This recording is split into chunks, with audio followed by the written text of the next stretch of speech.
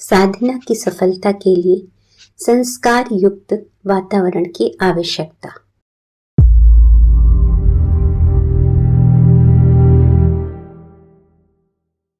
महाभारत का युद्ध आरंभ होने वाला था। युद्ध को निर्णायक स्थिति में पहुंचाने के लिए श्री कृष्ण किसी ऐसे स्थान की खोज में थे जहां के वातावरण में निष्ठुरता के तत्व अधिक हों। इसका कारण यह था कि कौरव पांडवों के बीच युद्ध तो होते थे, पर वे भावुकतावश अपने संबंधों को स्मरण करके पुनः समझौता कर लेते थे और समस्या का समाधान नहीं निकल पाता था। धर्म युद्ध को निर्णायक भूमिका में लाने के लिए कृष्ण ने एक दूत को भेजा कि उपयुक्त स्थान की खोज करे। दूत पता लगाकर वापस लौटा और उसने अपनी जानकारी का एक ऐसा प्रसंग सुनाया जिससे युद्ध के लिए उपयुक्त स्थान की समस्या हल हो गई। दूत ने आंखों देखा वर्णन सुनाते हुए कहा, तेज वर्षा हो रही थी। बड़े भाई ने छोटे भाई को खेत पर मेड़ बांधकर पानी रोकने के लिए कहा। इस पर छोटा क्रोधित हो उठा, अवज्ञा भरे कटु वचन बोलने लगा। सुनते ही बड़े का आवेश चरम सीमा पर पहुंच गया। उसने तत्काल लाठी से छोटे का सिर फोड़ दिया और लाश को घसीटते हुए खेत के बहते हुए पानी को रोकने के लिए गाड़ दिया। घटना को सुनकर श्री कृष्ण ने जान लिया कि उस वातावरण में ऐसे तत्व मौजूद हैं जिसमें स्नेह, सौजन्य की नहीं, क्रूर निष्ठुरता की ही बहुलता है। यही महाभारत युद्ध के लिए उचित क्षेत्र होगा। कुरुक्षेत्र के नाम से कुविख्यात स्थान पे महाभारत युद्ध आरंभ हुआ और तभी समाप्त हुआ जब दोनों पक्षों के स्वजन संबंधी आपस में लड़कर समाप्त हो गए। एक और घटना प्रख्यात है। श्रवण कुमार अपने अंधे माता पिता को तीर्थ यात्रा पर ले जा रहे थे। वाहन का प्रबंध नहीं था। उन्होंने कांवर बनाई, दोनों को कांवर में दोनों ओर बिठाया और कंधे पे लाद कर यात्रा कराने चले। प्रसन्नता पूर्वक यह कष्ट साध्य यात्रा करते रहे, पर एक दिन एक स्थान पर पहुंचने पर उनकी विचारधारा बदल गई। कांवर को जमीन पर रखकर श्रवण कुमार बोले, आप लोगों की आंखें खराब हैं, पैर नहीं।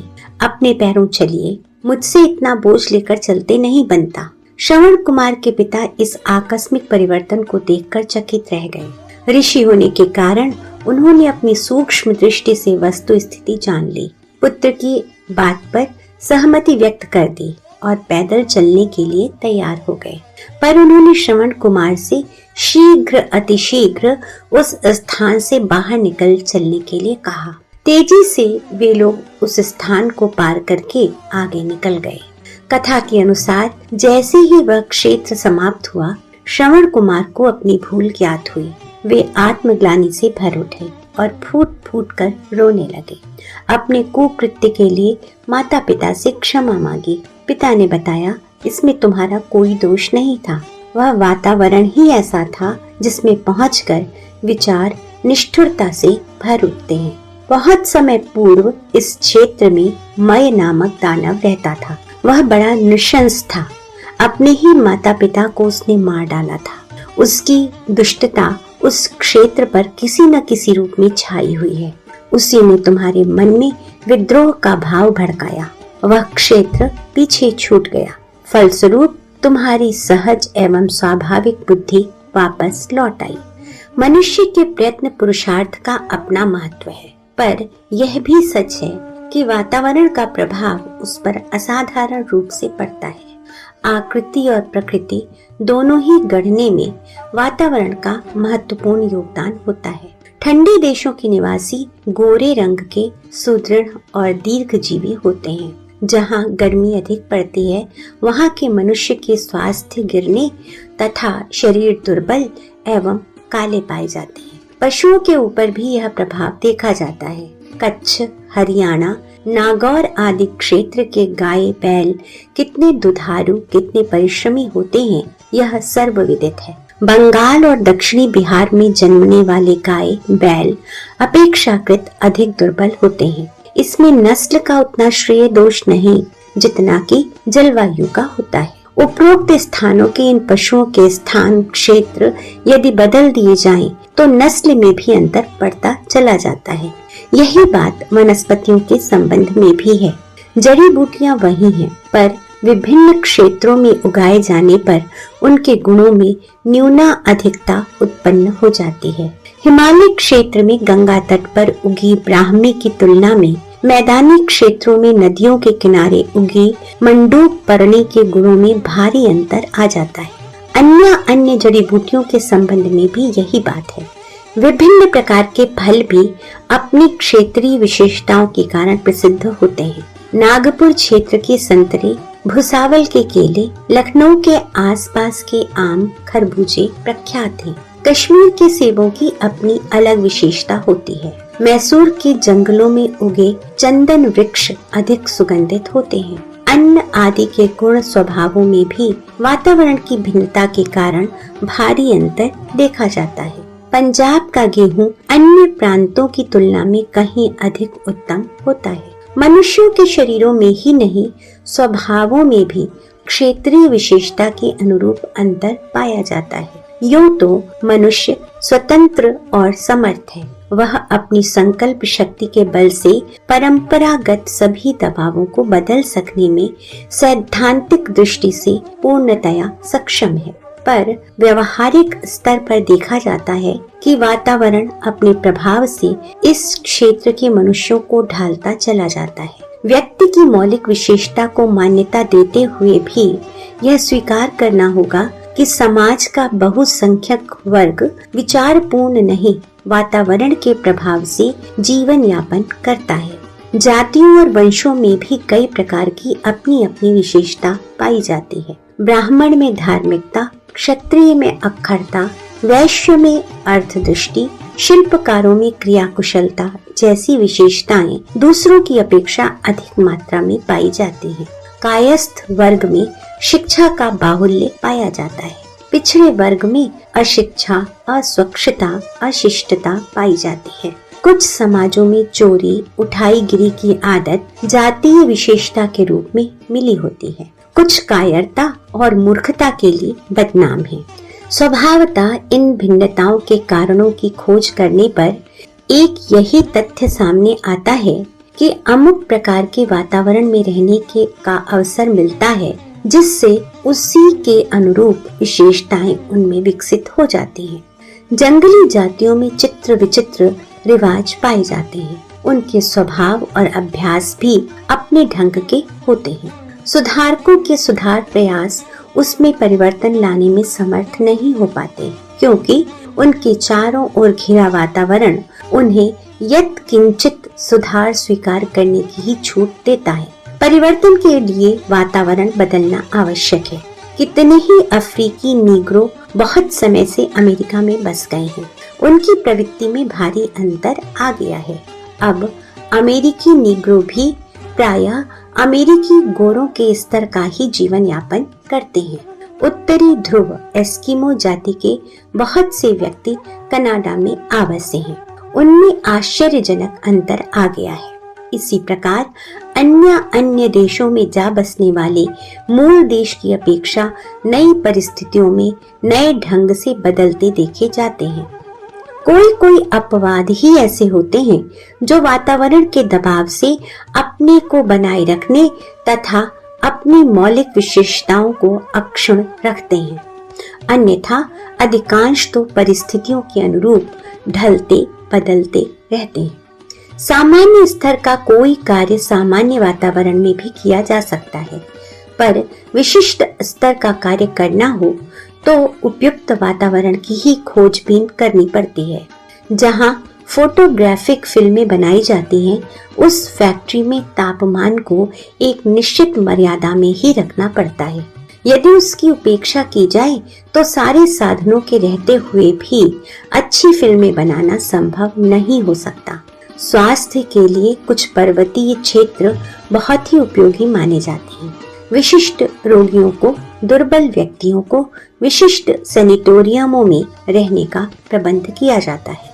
निश्चित ही साधना के उच्च स्तरीय आध्यात्मिक प्रयोगों के लिए भारत के हिमालय क्षेत्र को अद्वितीय गौरव प्राप्त है।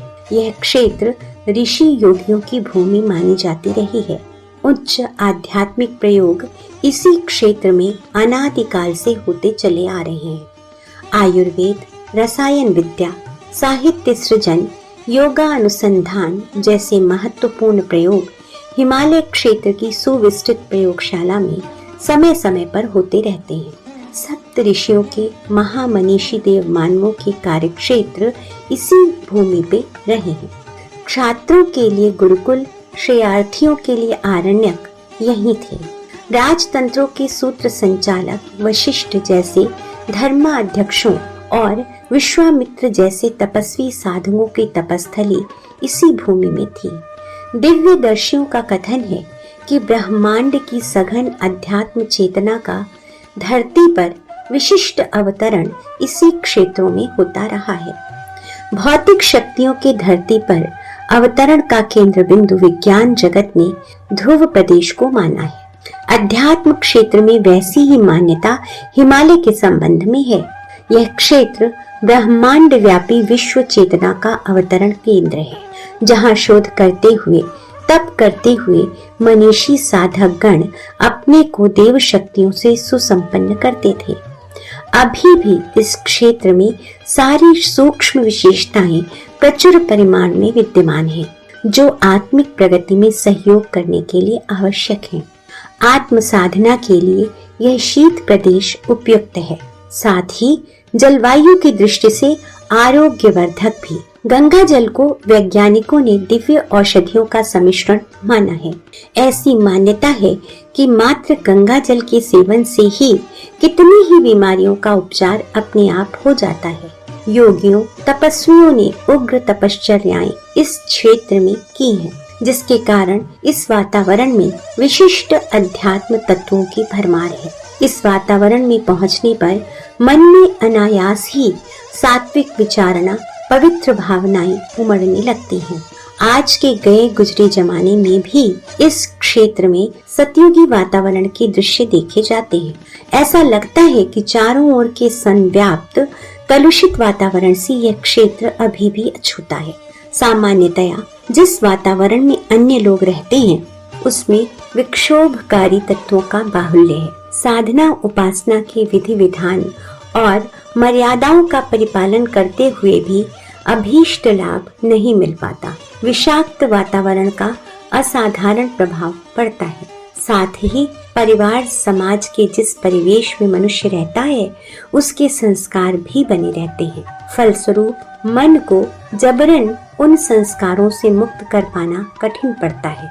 ऐसी स्थिति में साधना का उच्च स्तरीय लाभ उठाने की दृष्टि से आवश्यक होता है कि सदा के लिए न सही तो कुछ समय के लिए ऐसे सात्विक वातावरण में रहकर साधना की जाए, जहाँ से भी अभीष्ट परिणाम में आत्मिक ऊर्जा जुटाई जा सके। कहना न होगा, इस दृष्टि से हिमालय का उत्तराखंड सर्वश्रेष्ठ है। शांति कुंज गायत्री नगर ब्रह्म वर्चस की स्थापना ऐसे ही स्थान पर हुई है, जहाँ की कभी सप्त ऋषियों ने प्रचंड तप किया था। गंगा की धाराएं पहले इन स्थानों से होकर बहती थी, बाद में बांध आदि बनाकर उनका प्रवाह मोड़ दिया गया। साधना के लिए गंगा की गोद, हिमालय की छाया का दिव्य लाभ साधक को मिलता है। साथ ही सबसे बड़ी बात यह है कि साधना के लिए जिस समर्थ मार्गदर्शन और दिव्य संरक्षण की आवश्यकता पड़ती है, वह सहज ही प्राप्त है। गंगा, हिमालय और समर्थ मार्गदर्शन की त्रिवेणी में स्नान करने वाले साधक ऐसी पवित्रता एवं आत्मिक समर्थता साधन के उपरांत वापस लेकर लौटते हैं, जिससे भौतिक एवं आत्मिक प्रगति का मार्ग प्रशस्त होता है। पंडित श्री राम शर्मा आचार्य, अखंड ज्योति, फरवरी 1982। अगर आपको हमारी ये वीडियो पसंद आई हो तो इसको लाइक करें, कमेंट और शेयर जरूर करें और हमारे YouTube चैनल ऋषि चिंतन को सब्सक्राइब भी कर लें। साथ ही बेल आइकन को भी दबाएं ताकि आपको आने वाली वीडियोस की नोटिफिकेशंस मिलती रहे। धन्यवाद।